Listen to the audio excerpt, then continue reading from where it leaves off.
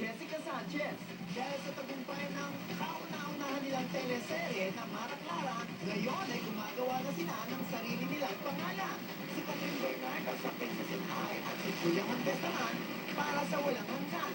Sila ang mga bagong prinsesa ng prime time.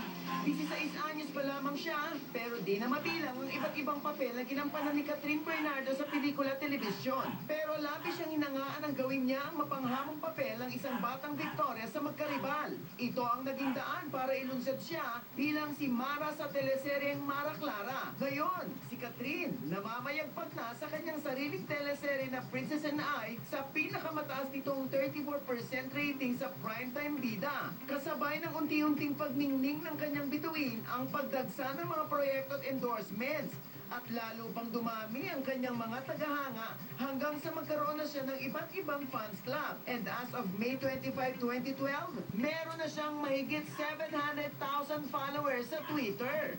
2004 naman